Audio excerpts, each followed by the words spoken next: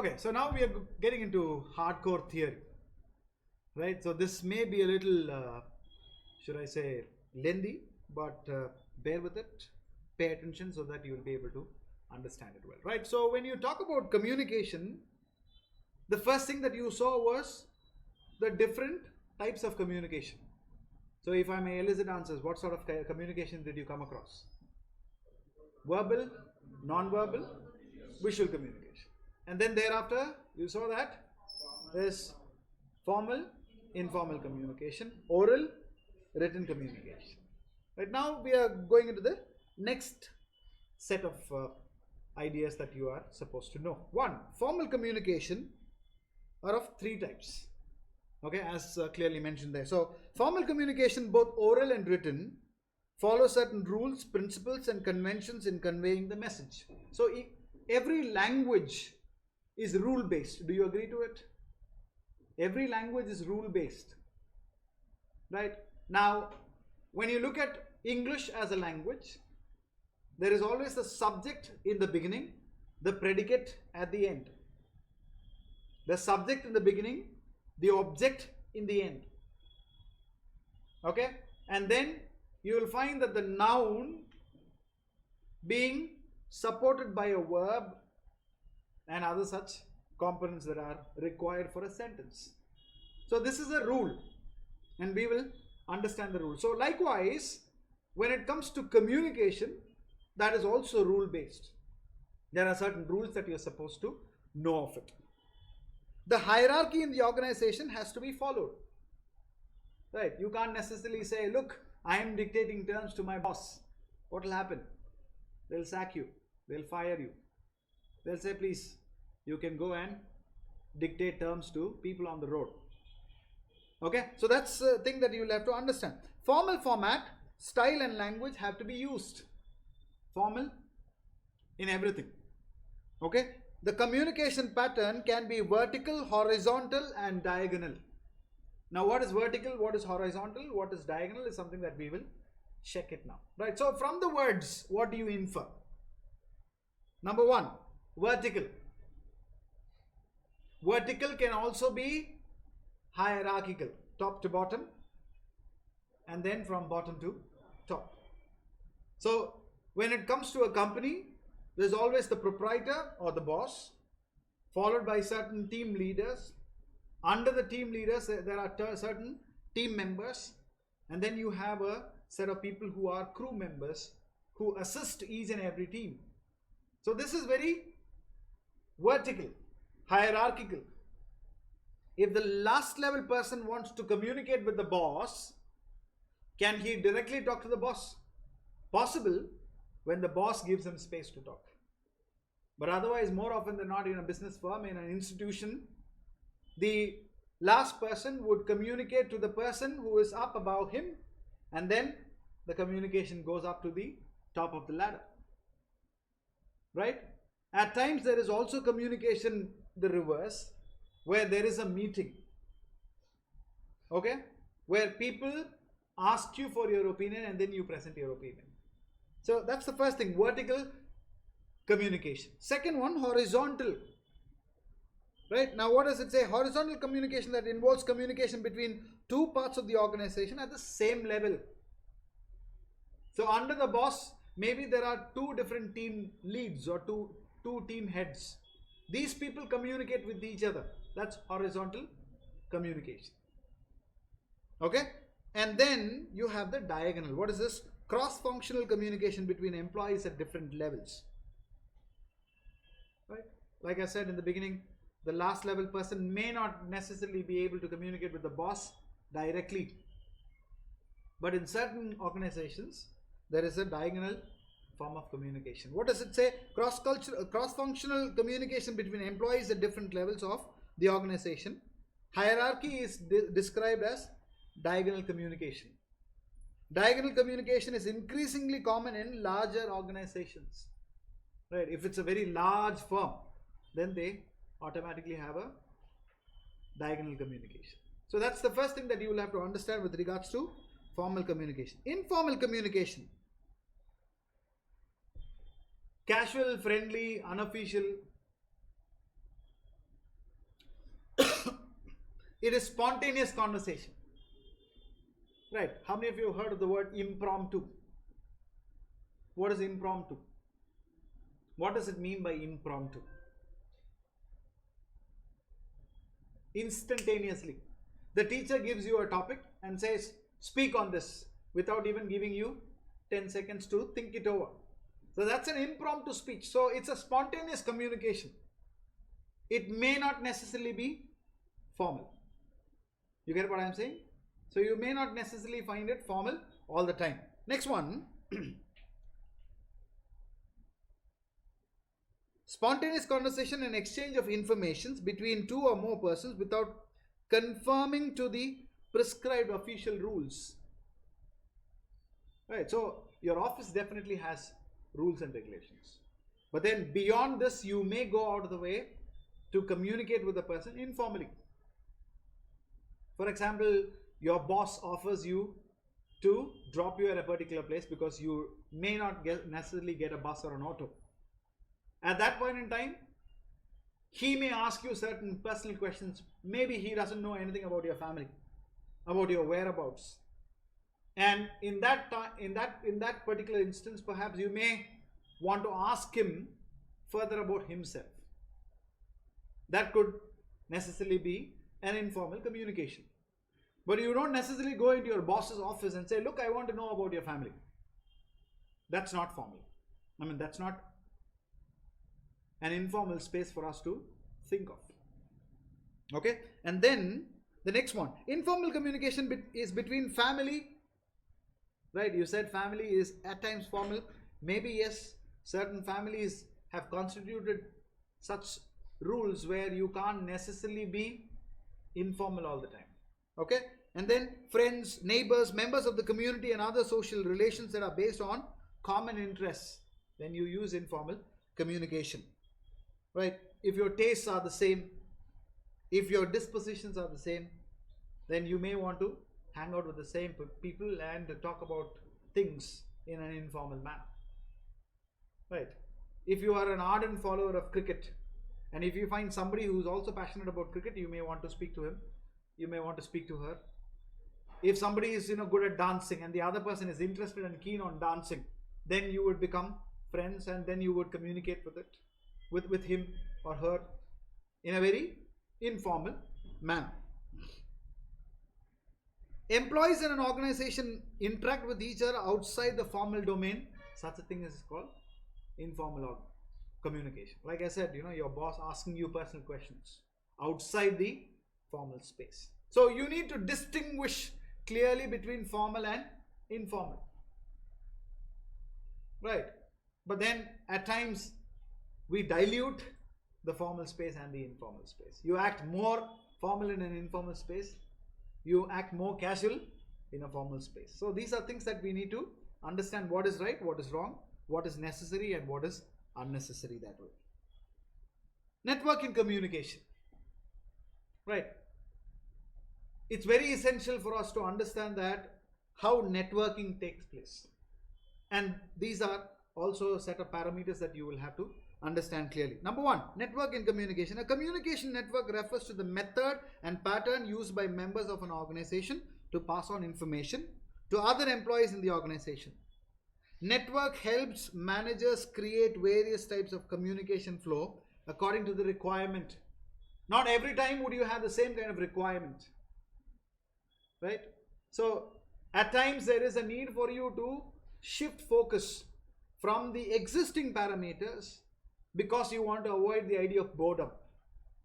Right? You want a kind of a change. For example, every time there is a meeting that is happening within the premise of the office may be boring at times. So what the boss plans, he may want to take you out on an outing, on an outbound training, sit there in a very casual kind of an environment, you sip your coffee and then you debate about things, you discuss about things and you come up with new ideas to ensure that your business firm becomes better. So such is the manner in which you need to think of networking. And that's why there is a saying that goes in English: change is the only permanent thing which is unchangeable, or change is constant. Right? Your office set up in the 1980s was totally different from how it is now. Even the dynamics of relationship between workers have changed drastically. Today everything is cutthroat business, right? At times, to an extent that you don't necessarily have time for humanitarian concerns, right? Everything is business, sheer business. So that's something that we need to understand. The structure of communication within a company depends upon the size of the organization, type of communication channels in the organization, and the number of persons involved in the process. So let's see what are these. Number one, vertical network. The vertical network is a formal network. It is usually between a higher ranking employee and a subordinate. Now look at this. The arrow mark says communication is both ways, right? From your superior to the subordinate, or from the supervisor to the subordinate, and the subordinate communicates. Think of a situation where both ways communication takes place in an office setup. Give me an example.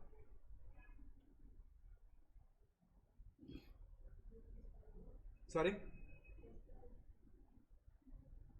Louder. You said something. Face-to-face communication. Okay, yes. Give me an example of a situation. It could be anything. It could be an educational institution, right? It could be a religious institution in terms of supervisor and subordinate.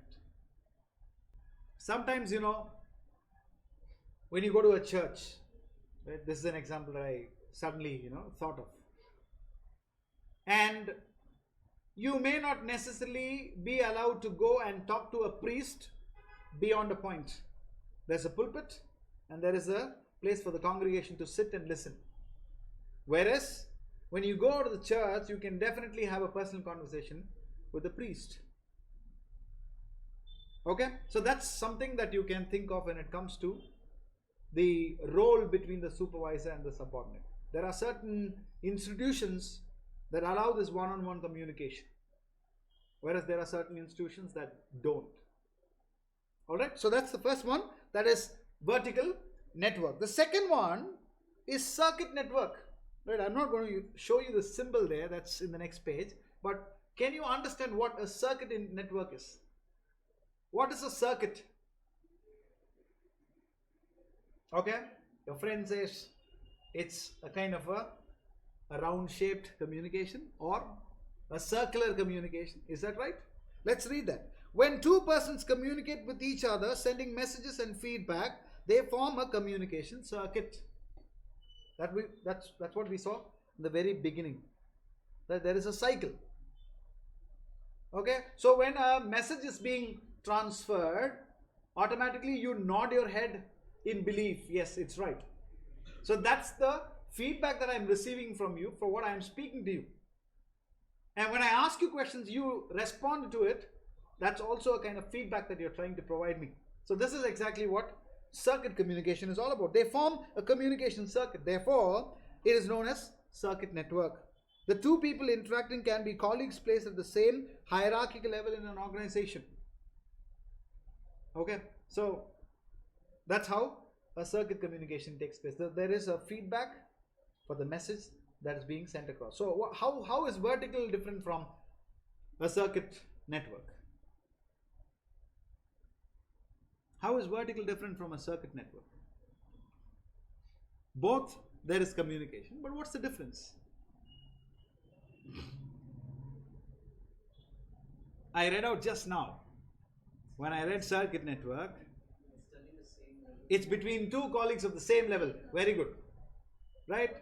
Whereas the vertical communication is between somebody at the top end of the hierarchy to somebody at the lower level. Right? So that's the second one. Look at this.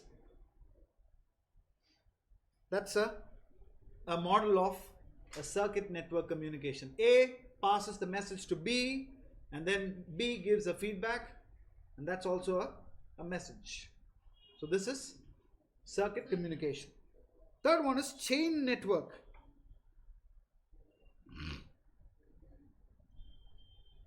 Right? Now you need to be very careful with the arrow mark. So what is the chain network? Is it chain in its original sense? Exactly. So command is always from up above, and there is no necessarily a feedback. The feedback is you're silently listening to the orders being given to you. You understand? So that's the third one. That's called the chain network. Look at this. The communication pattern that follows the chain of command from the senior to the junior is called chain network. It's only from the senior to the junior. Whereas in the last couple of things that we saw, it was both ways communication. Okay? Communication starts at the top, like from a CEO, and works its way down to the different level of employees. Okay? The supervisor or manager or CEO gives commands or instructions to those working under him or her in the organizations. So person B, C, D, E, F and G are the subordinates to A, and they just listen to what is being communicated. So what are the three different communications that we have seen first? Vertical, circuit, chain.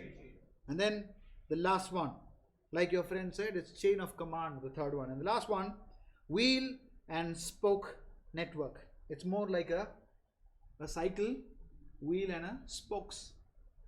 The various spokes. How does it happen? There are different people who work in different sections and segments. For example, you go to an industry where apparels are being made. You go to Pinia, there are so many of these industries, and they manufacture shirts or they stitch shirts, and there are different sections, right? One is the buttoning, one is the stitching, one is the person who checks for the prints, the other group of people who check if there are certain what? Damages. Okay? And then finally there is a packing section. So all these people who are from different sections communicate. Now look at the arrow marks. In almost all, it's both ways. So the boss communicates with the section E. Let's say it's packing. He may command by saying, look, I want 500 shirts packed today. And by evening, they say, look, 500 shirts are packed and ready. So that's each of it. And that's one of the examples that I've given. Even in a restaurant, there are different sections. Right? The person who goes and purchases all the stuff. The person who is the master chef who will come there and who would who will write down the menu for the day for each of the meal. And then the other people would start doing things, right? The person who is supposed to cut vegetables, the person who is supposed to, right, put the rice for boiling, and so on and so forth. So each section, so command is being passed on, and here it's not necessarily a command, but it's more like a wheel and spoke. So it's both ways. So the only communication network that is devoid of upward communication is the third one. That is called the chain network. Whereas all the other three networks are two-way process. Right? Let's read. This is an organization where there is a single controlling authority who gives instruction and orders to all employees working under him or her. All employees get instructions directly from the leader and report back to him or her. In fact, there's a mistake here. You never say report back. Report back is a wrong phrase. Right? I will call you. I will revert to you. Right? For example, when somebody calls and says, I want to talk to you. And if you say, look, I'm busy, I'll revert to you. You don't say, I revert back to you. That's a very wrong usage. Similarly here, report back is wrong. You report to the up above people of the hierarchy. A company with many employees needs more decision makers and nothing would get done. Can a large conglomerate like Reliance or Tata Sons have one person making decisions? Absolutely not. So at times they will also have to get commands. So each of these are very important networks. So vertical network. Next one. Circuit. Third one is chain. And the last one is wheel and spoke. So there may be questions on this. Okay, and the last one is a star network. Now here once again you need to see, interestingly, arrow marks are both ways, and it's almost like all over the place. Okay, now the star communication network has multiple channels of communication open between all members. Okay, so nobody is stopped from speaking to a person from the other section. Okay, in certain companies, one segment of the society, one segment of the company may not necessarily know who are the other employees in the other segment.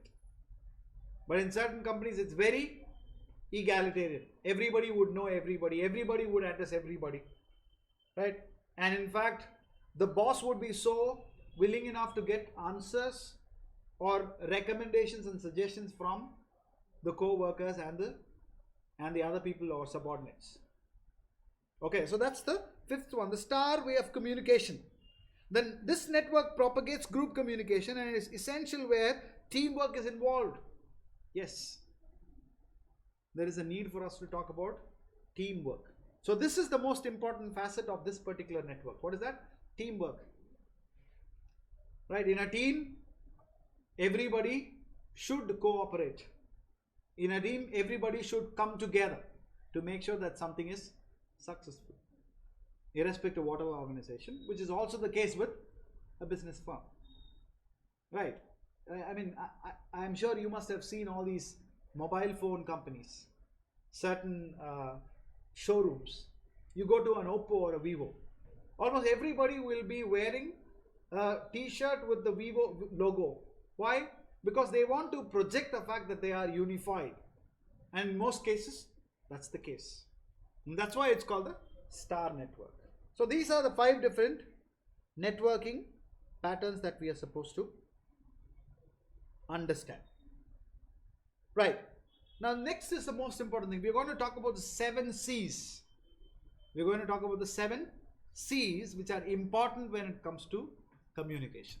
Well, I'm not going to go into detail, but I'm going to give you examples and I'm going to sort of explain with my own words. Number 1, clear. Your communication has to be clear. If I mumble here, not many would be interested to listen to what I speak. So I need to have the right pattern. I need to have the clear voice to speak to people to ensure that my communication reaches them. So that's the first thing. Your communication needs to be clear. Is that clear? Next one, concise. What do you mean by concise? Short. There's a saying in English, brevity is the soul of wit. Have you heard it? Brevity is the soul of wit. So when you speak in brief, it's very easy for the other person to understand. Sometimes we may have had situations in the past where you would have written leave letters to your class teacher when you were in school. Your leave letter will not be a paragraph, it will be an essay. Right? Why did I fall sick? Because I went to an ice cream shop. All those stories, and then thereafter you will say, because of that I fell sick and so I require leave. So you need to be very precise. I mean, in a very joking manner, if you are able to understand this. Some people speak very little, but they send across the message very clearly. Some people talk, keep talking, you wouldn't understand anything. So that's why there's a saying, brevity is the soul of wit. So you need to be brief in your communication. So concise, you need to be very precise and concise. Okay. The third one, concrete. Don't be abstract in your communication. You need to be very concrete, very systematic.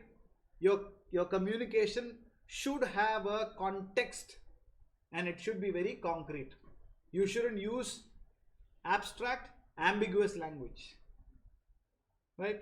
And there is no scope for diplomacy. What is diplomacy? What is diplomacy? When do you use diplomatic language? Imagine a situation where a friend of yours A is fighting with a friend of yours B, and you are the mediator, and both of them are expecting you to take sides. what would you do? You do not want to hurt both the people, and you do not want to lose both the people. So you would diplomatically say, see, both people are wrong, both people are right.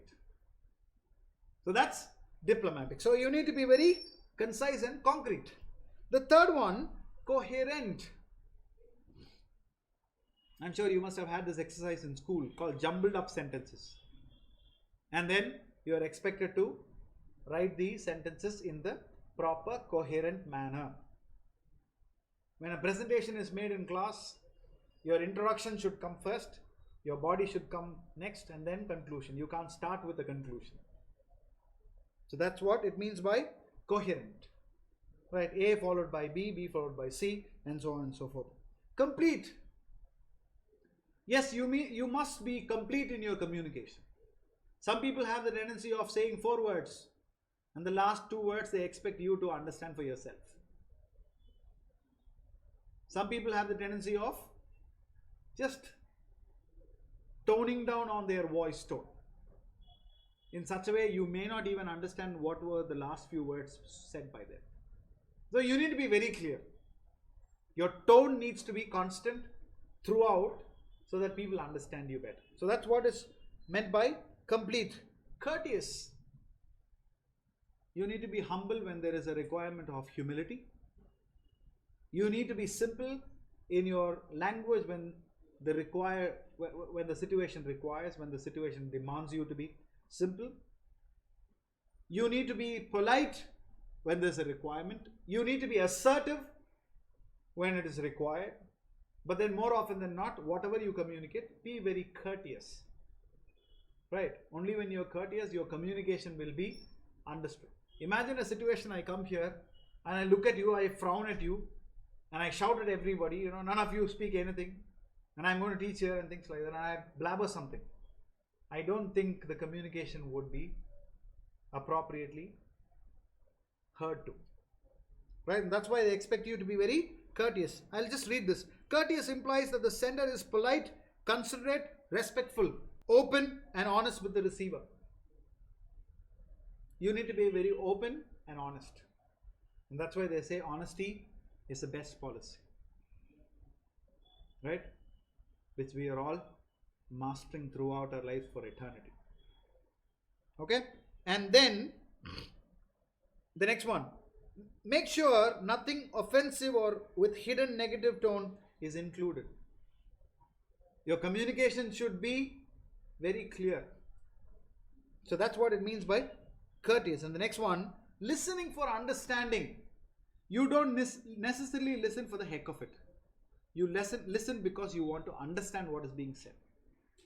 And it's important for the speaker to also ensure that the audience understand what he or she communicates. That's the most important thing. Right? You need to be able to communicate right, and you should also listen for understanding. Look at this. We are bombarded by noise and sound in all our waking hours. We hear conversations, news, gossip, and many other forms of speech all the time. However, most of it is not listened to carefully and therefore not understood. So it's simple. It's not rocket science. That when you understand, when you keenly observe things, you will be able to understand whatever is being taught to you. If not, then communication is a mishap. Next one. Focus and attention. Now you need to be very focused. Irrespective of whatever domain, focus is the key for somebody to communicate better and listen better. Next one, attention. So I believe that a speaker should always have this command over his audience, because he or she should make sure that the entire audience is attentive to what is being said, what is being communicated. Right? If that is a failure, the entire communication is a failure. So you need to have the focus and attention. Next one, emotional awareness and control. Right? There may be people with different political stand. Just because somebody comes and says, look, this is the right approach, you shouldn't feel offensive, or you should be offended. You shouldn't be offended, And at the same time, it's also necessary for the speaker to ensure that he doesn't offend the audience. We can always have healthy debates, right? See, I may be a person from the extremely critical left wing. Somebody may be left, somebody may be center, somebody may be right wing. Each opinion is supposed to be respected. And you can only talk about it, you can only make your positions very clear to the other person when you make it clear by speaking the right emotional frame of mind. At the same time, the other person should also have the right frame of mind to get things in the appropriate manner. What is happening in India today is something that's a pure example for it. Most people do not want a bill to be passed, whereas a particular group of people believe that it's essential that this bill to be passed. And what happens is people don't necessarily communicate. The lack of communication is why there is miscommunication. All right, and then consequently, emotional awareness is a necessary element of good communication.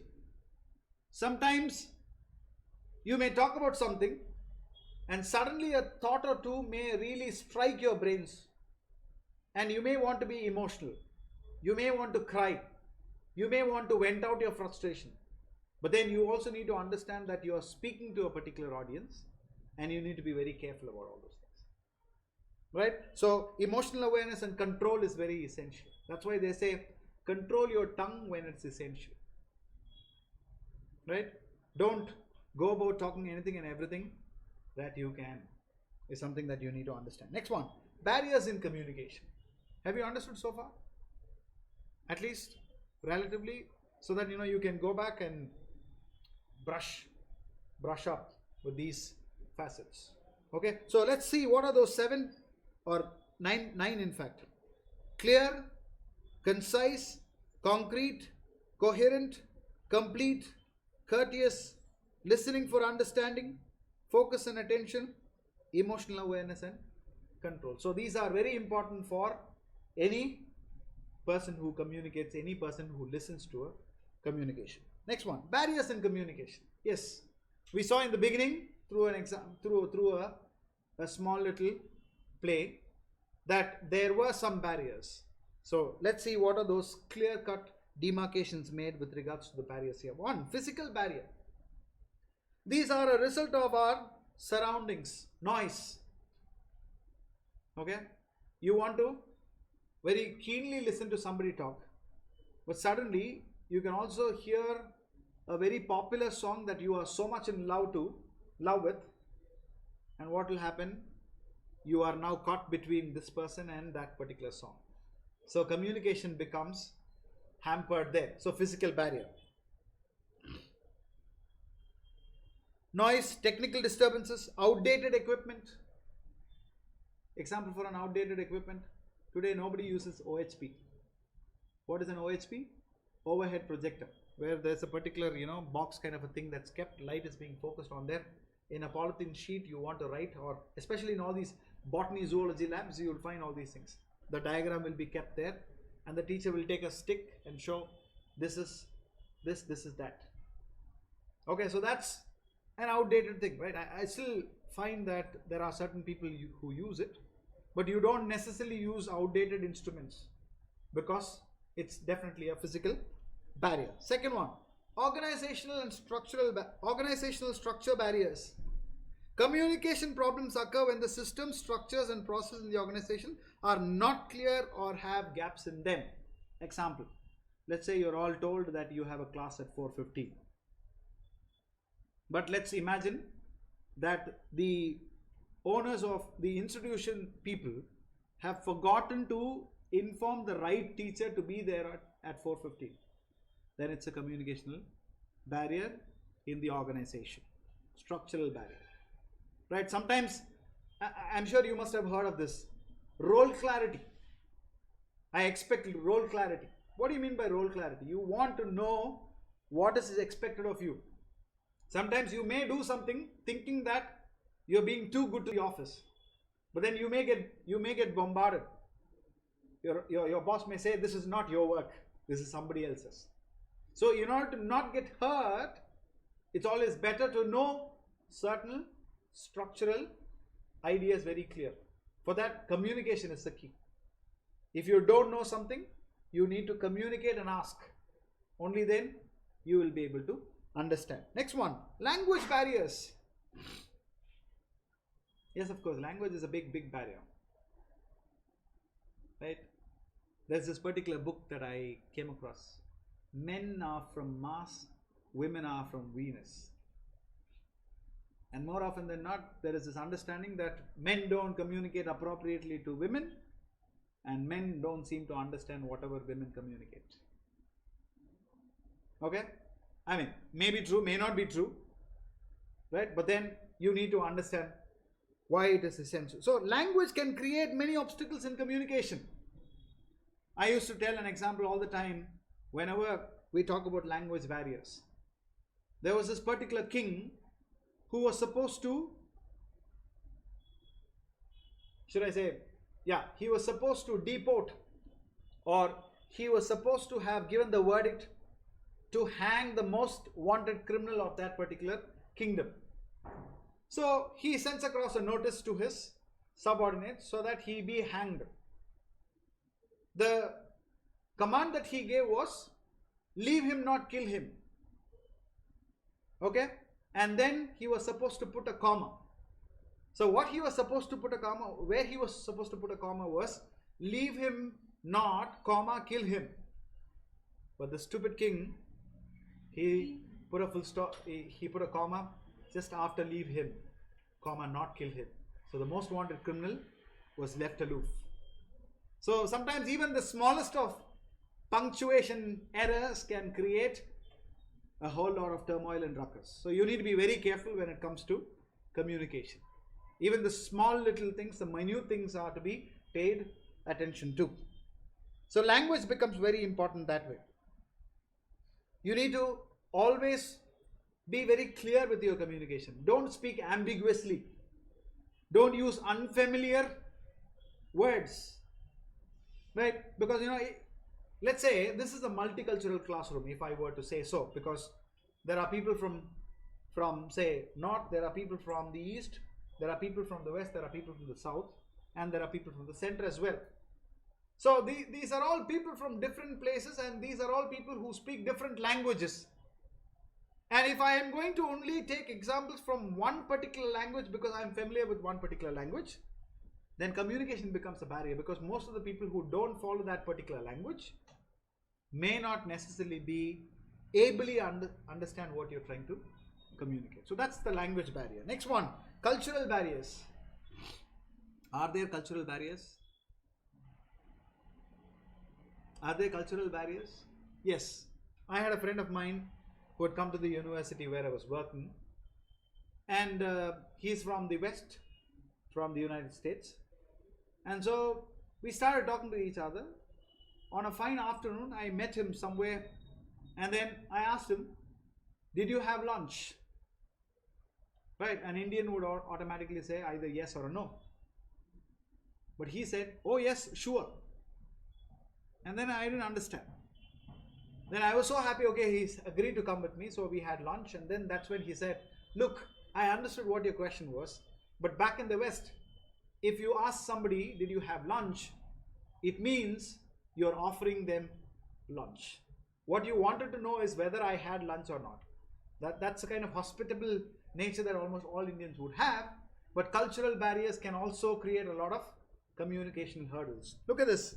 Understanding cultural aspects of communication refers to having knowledge of different cultures in order to communicate effectively with cross-cultural people. Right. One, when you know that your friend is a non-vegetarian or a vegan or a vegetarian or an agrarian or whatever you may call, it's always better to ensure that you ask the person before cooking food or before offering food. Otherwise, it becomes offensive. Right? So this is also part and parcel of your cultural aspects. Okay, understanding various cultures in this era of globalization is an absolute necessity, as the existence of cultural differences between people from various cultures, various countries, regions, tribes and religions. We need to be respectful of the sentiments of other people. That's what happened in 1857. Sepoy Mutiny. Why? The Hindu and the Muslim soldiers were not ready to use the cartridges because the cartridges had fat of cow and pig. Alright? So for Muslims, pig was haram, and the Hindu masters believed the cow is a sacred or a holy animal. So these are cultural things that one needs to understand. So how is this a barrier? It is definitely a barrier. You must go back home and think it over to understand the different dynamics that comes into it. Next one, emotional barriers. How is emotional barriers very important? Let's read and understand. One of the chief barriers to open and free communications is the emotional barrier. Anger, fear of criticism, ridicule, mistrust over people, suspicion of intentions, jealousy, anxiety, many more other feelings and sentiments are all part and parcel of this emotional thing. Right? You need to be very careful. Just because you are angry doesn't mean the person who comes to you should be responded in an angry manner. Right? It goes in a very funny manner. If your teacher who comes to the class in the morning and he shouts at you, probably he had a quarrel with his spouse. That's the understanding that most of us would have. Just because you are angry with somebody doesn't mean you can show your anger to the other people who don't deserve to get your anger. Second one, fear of criticism. We all fear criticism. Right? What if he is going to criticize me? We all expect everybody to be kind to us and say you did a good job. But criticism definitely makes the best out of you. Right? Because that will help you make a statement that I will definitely win over the situation. Ridicule. Right? We bog down by the ridicules and you may not necessarily be able to communicate because of the ridiculous situation that you would have encountered. Right? Next one. A few examples that I'll give you more. Suspicion of intentions. Why is this person very nice to me today? We all have that kind of a suspicious intention. Right? So these are things that you need to avoid when you work in an organization. You need to be absolutely clear of mind. Right? With a clear mind, you need to take everything in the face value in the right sense. And so for that, you need to be devoid of emotional barriers. Next one, attitude barriers. Some people have this idea that they are the know-it-all. They know everything. Right? That's called what? Superiority complex. And some people think that they don't know anything at all. Inferiority complex. Both are problematic. Superiority complex will kill the other person who is trying to step out of his inferiority. Inferiority complex, a person with the inferiority complex may give an attention that, look, he is always pessimistic about whatever he does. So let's not bother. There is a tendency that people may avoid such people. So it's always better to be very neutral and alter your what? Your attitudes. Right? That's why they say your attitude makes your altitude. Your attitude determines your altitude. What does it mean? If you have a right attitude, if you have the right attitude, you will definitely scale great heights. Right? You may ask me a question. There are people who come to power without the right attitude. Well, of course, at certain instances we can't do anything about it. But more often than not, we are supposed to have a right attitude. And that matters a lot when it comes to the business organizations as well. Psychological barriers, perception barriers. You perceive things. Right? I'm sure you must have come across this in colleges and schools. A teacher will always pick on one particular person because that particular student would have committed a mistake on the very first day. Just because he or she committed that mistake, always that person becomes the scapegoat. Right? So, human mind is like that. When you do something wrong, you will automatically think that, he's only capable of that much. Once again, an example from the cricketing field. Right? Say, for example, somebody is a wonderful fielder, say like Ravindra Jadeja. Right? If he drops a catch, people may think, it's a one-off day. Whereas somebody else drops the catch, because of him, every match India has lost it. Not necessarily so, but then that's how we perceive it. Right? So that's something, perception barriers. Each one of us perceives the world differently. And this causes problems at times. Because we don't necessarily come together in trying to understand the perception of the other people. So you need to be very careful about altering your perspectives, your perceptions. Psychological barrier. Right? How is that important? Ill health, poor eyesight, hearing difficulties, or any other physiological problems. Right? It's not psychological, but physiological. Ill health. Because of your ill health, you may not necessarily have heard something being told there. Right? Some people may have hearing impairment. So, we need to think of alternative mechanisms to communicate with such people. Right? I don't know how many of you would have heard of something called as a braille. What is a braille? Braille is something that is used by people who have visual deficiency. All those people who are visually challenged, they use the braille to understand the alphabet, the letters, the words, and so on and so forth. Technological barriers. Yes, in today's world, communication modes are primarily technologically driven. This communication technology is being constantly upgraded. Right? Every month or so, you come across some sort of an upgradation. Right? Especially when it comes to your iPhone. Every now and then they come up with new things. Samsung. Any brand, they upgrade their model. And living in a technological world, it's essential for us to upgrade ourselves. If we don't, then you become an odd man out, odd woman out. So we need to be technologically exposed to ensure that communication is better. Last one, gender barriers. Give me an example for a gender barrier. You may have come across gender barriers. Give me an example. Now let's read it first and then we'll discuss. Men and women communicate differently. The reason for this lies in the wiring of a man's and woman's brains.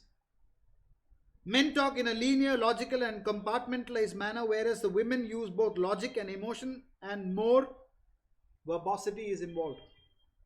This may be the cause of communication problem in an office where both men and women work side by side. Men can be held guilty of providing insufficient information, while women may be blamed for providing too much detail. Gender bias is another factor in communication barriers. Due to traditional mindsets, many men find it difficult to take orders from or provide information to women. That's very true, right? You don't expect. I mean, even in a teaching field, I've heard most of my colleagues say so. When there is a male teacher, students are silent. When a woman goes to class, that's when they start wagging their tails. Right? And in today's circumstances, things have changed. Irrespective of whether you're a male or a female, they take you for a ride. Right? But then, these are things that we must pay attention to. Right? Of all the barriers that we have seen so far, I personally believe that this is one barrier that each of us should focus. Because we should know how to communicate with the opposite sex. We should know how to treat the opposite sex.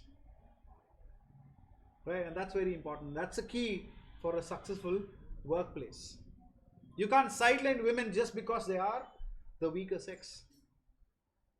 Right? Gone are those days. Today they are almost excelling in almost all fields, right? So that way, I think it's essential for us to understand the necessity of trying to respect the other gender and work hand in hand, right? And that's something that I want you to understand, because sometime later, when you get into certain organizations, you may also be caught with this fix of trying to somehow borrow the ideas that your seniors would have imbibed in themselves of how they go about treating the opposite gender. So in that way, I think it's essential for you to keep these things in mind. Be gender sensitive, right? And today we have also come to a scenario where you need to respect the third gender also, right? The LGBTQIA, all these set of people are also supposed to be respected. And how does it happen? By awareness, it definitely happens. By practice, it definitely happens. Questions? Any questions that you've had so far with whatever we have discussed? Or anything that you would want me to give a specific example, you may ask me so that I can give you examples on those. No questions? We'll be happy to be left with so that we can go back to our respective homes. Right, thank you for boring us with this 2 hours of lecture. Right, either we have understood everything or we haven't understood anything. Any questions? Anything that you would like to add on, especially with regards to gender barriers that you would have come across? If you would like to share it so that we become more open to such situations. Have you faced? You haven't faced? Give me an answer. Never face a situation where you're very delicate when it comes to handling situations that require your attention with regards to gender? Yes? Do you have any example? Go on. Go on. How did you make your brother understand that? Okay, fine. That's one way of communicating that you are capable of. What are the other ways? I think you should have sat him down and given a lecture to him, right? Saying that women are no less.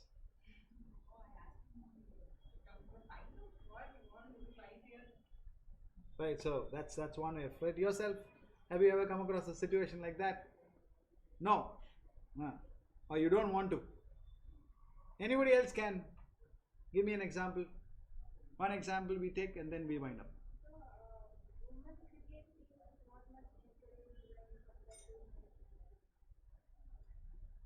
So how is it that you are going to help in ensuring that women cricket team develops? Which is true, right? Not necessarily cricket, almost every sporting arena. It's only now that you find that certain people, coming up with medals. In a country like India, not necessarily in a country like India, across the globe, you are judged by the kind of victories that you earn, the medals that you gain.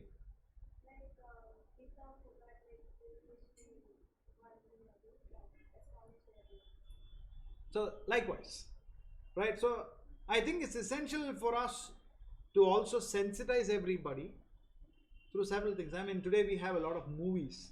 Sala Kadus is one example, right? I think Chak De India also in a way is an example of how it sensitizes people. So there are so many movies in almost all regional languages that have come about in trying to ensure that gender sensitivity is very much essential, right? But at the same time, we also need to understand that these are barriers that would ensure that a smooth flowing company may come to a standstill for a point in time because of these barriers. So if you want to communicate well, if you want to be a successful person in business as well, then the key is communicate appropriately. But that's the key. And for us to communicate better, there are certain things that we are going to learn over the course of our course, and we will be able to understand. Right? Any questions, any doubts that you would like to ask? If not, we are done for the day. Thank you very much.